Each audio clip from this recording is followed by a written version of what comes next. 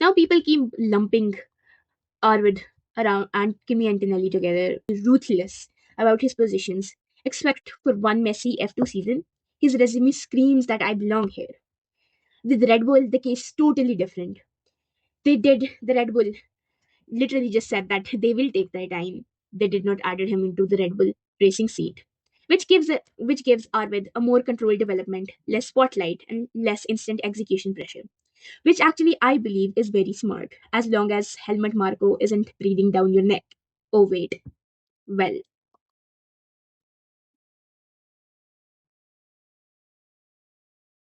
Arvid Lindblad promotion doesn't feel like that he earned this. Yes, it might feel like the timing is right.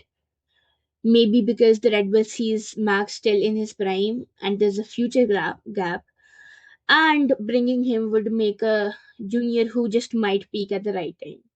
This can be a very strategic bet, but we should understand that this is not a coronation, and that is what it matters. It's not the same for Lindblad as it is for Max. Let's be brutally honest.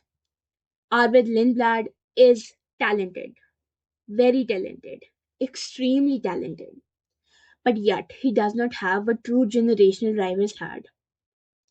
He doesn't have the junior category domination, proofs that he can mentally destroy his teammates, evidence that he can carry an entire team, and that this kid is inevitable aura. He doesn't has it with Hamilton, Verstappen, Leclerc, Piastri, and Antonelli had it in the junior category. Right now, we can see Lindblad as a very high upside prospect, but he's not a guaranteed generational talent. And I guess the Red Bull knows the difference by putting him in a junior team. Now let's look at him and not disrespect him either. In karting, he did everything right. Started at age of 5, won major VSK titles, podiums in the international events. That's the correct pipeline. That's how it should be. He then went into Formula 4. He went third in Italian F4, won the F4 race, which actually matters. This is solid, not absurd, very strong. He then moved to Formula 3 Prema Seat, which is a top team. He became the youngest ever F3 race winner, fourth in the champion as a rookie. Fourth in fourth in the champion as a rookie is a big thing. This is where you actually think that okay, hype started making sense. Then he went into Formula 2 in 2025. And here's where things get interesting for you. He became the youngest ever F2 race winner, sixth in the championship with Campos, wins, consistency, and smart weekends. Now, is that dominant? No. Is it respectable? Absolutely. It is enough to say that he is ready for F1 exposure. As of now, he has not raced any race yet, so we cannot really judge it. But Red Bull trusted him enough to give him an FIA super license at 17, which is very rare and very important. They're literally telling him that they do trust him enough to invest. But, as I said before, they're not handing him the crown. Here's the honest truth. If Lindblad does lives up to the hype, he becomes the Red Bull's long-term project, possibly a future number one, someone they build around after Max. And if he doesn't, the Red Bull will not wait. They will chase an 8-year drivers, they will poach their juniors ruthlessly, and they will rebuild. Because Red Bull is very good at gambling and even better at cutting losers.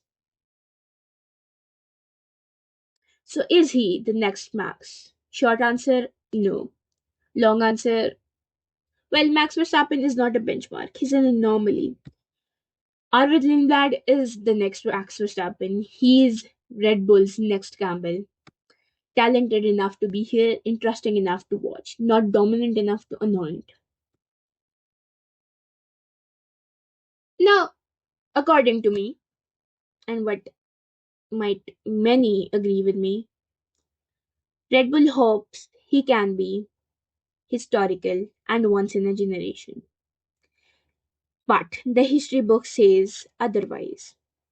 F1 isn't about uncertainty, it's about certainty. It's all physics, it's all about timing, pressure, and who survives the mental games. He's not less talented, he's not the best, but we'll see him. That's why, that's what make him fascinating, not because he's inevitable, but because he isn't. So no, he's not a Kimi clone, he's not Max 2.0, and he's not guaranteed anything, but he's worth watching. And in Formula 1, that's already rare. Subscribe, and you'll see me when the gamble pays off or explodes. Bye bye.